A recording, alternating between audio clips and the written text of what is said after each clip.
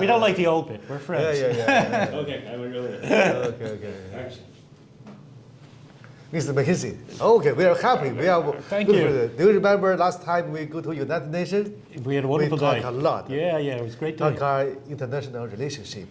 Talk about the USA and China, how to development.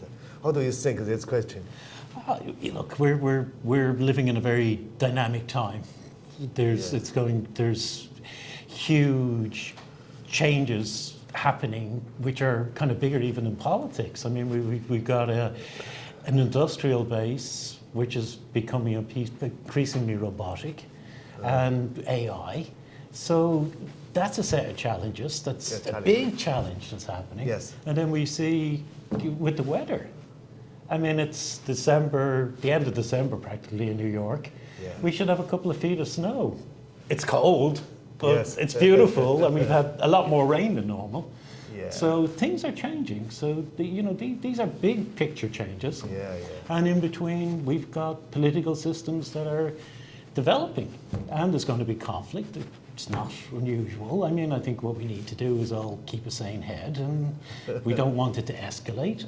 And, let's look. I mean, I think our jobs are to look for the opportunities. Opportunity. The opportunities, and just I work regularly with a lot of great Chinese people in America.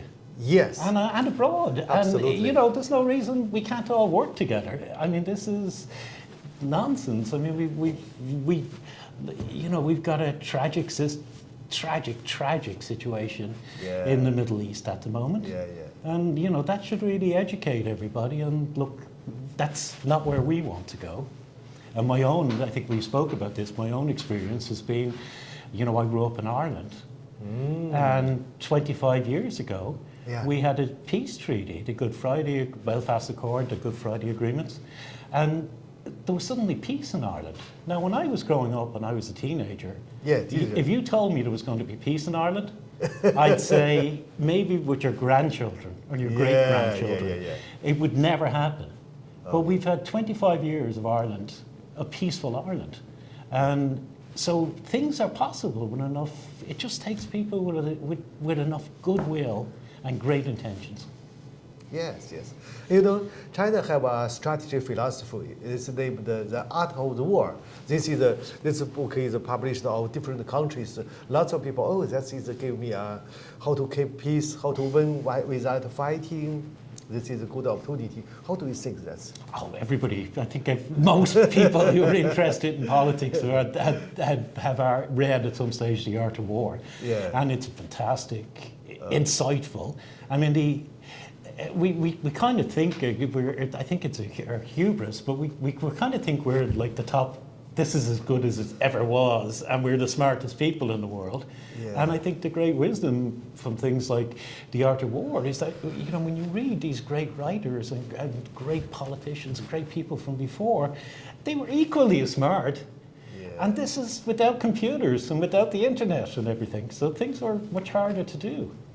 So it's The Art of War should be reading. I think every teenager should read The Art of War. Yeah. I also think the best thing we could do for the world is make people live abroad for a year or two in their life. Yes. Encourage them to study abroad, have them travel, have them volunteer, have them work in a different culture. Yes.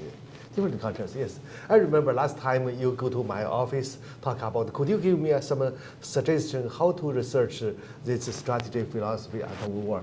I researched this more than 30 years. I like this philosophy. I think I think what would be very interesting is just to convene, which we could do, a lot of different people who have different takes on the art of war, and put them into a room and allow a free-flow conversation. How has it impacted their life? How have they applied it to their business? How do they see it working in their interactions with different people? And because there's obviously layers of complexity. And I think also we're reading and we're coming to the book from the perspective of this century and our time. You know, how could you move armies around without telephones, without the internet? You know, people had to ride a horse, and they had to carry a flag, they had to bang a drum. Yes, internet and AI, artificial intelligence will change the world because the chat GDP will lots of those diseases have think something is like people. How do we think the artificial intelligence? I'm somewhat scared of artificial intelligence, to be honest. I mean, I think artificial intelligence is going to become superior intelligence with quad computers and everything else, where it's going to open many things that were very difficult today are going to become quite easy. Yeah. I also fearful of people not using their brain. Oh, okay. I mean, my fear would be that people would ask the machine, like, you know, it's bad enough asking it to help you write a paper, which is actually not a bad thing because it could give you good suggestions. Yes. But we don't want an AI intelligence, which is one sort of intelligence, dominating the conversation in the world. Yes. Yes. Artificial intelligence, yeah. Because I know you are very successful man. How to successful in the USA or in New York? You know, New York is the last New York.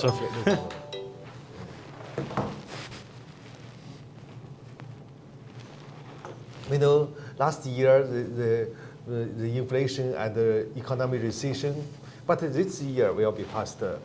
How do you think 2024 USA economy? Well, my own personal view, I know that I'm spending twice as much on food as I did last year. Yes. And you know that's very impactful for people on a lower income, and I think it's going to be a very tough time between the increase in rents and the increase in food prices. I think we're going to see it hitting people who have to work hard and make a lower level of income. They're going to have a very hard time of it. And we're also seeing on the other side,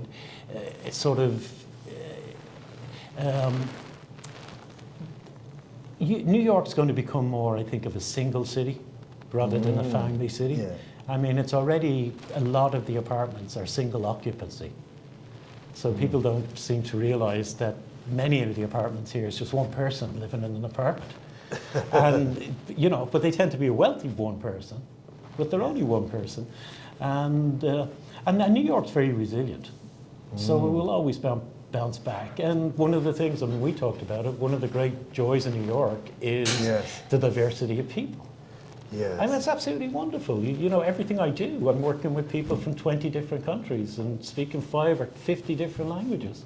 Queen's College, I think they said they had 179 languages that the students spoke. Yes. Great, you know, great thing. After the pandemic, the whole world is economic recession. China economic recession, Europe economic recession, also USA economic recession. This is for difficulty time for everyone, for middle class. Yeah. Yeah, this is how do we think development the middle class better? I don't know. I mean, with the high interest rates have made it almost impossible for middle class people to buy a home at the moment. Yeah. And that has implications in the birth rate. And, you know, people tend to want a home to have a family, or maybe they have a kid or two and they want a place that's large enough before they have another one. So not having affordable homes that people can buy into has a kick-on effect. And then, so I see that happening. You know, I know I've actually spoke to 3 or 4 people about that this week.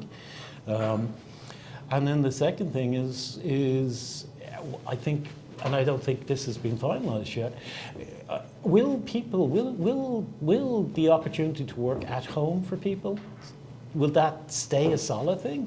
Or there seems to be a push to get people back into the offices, to generate money for, you know, buy their lunch, pay for the rent.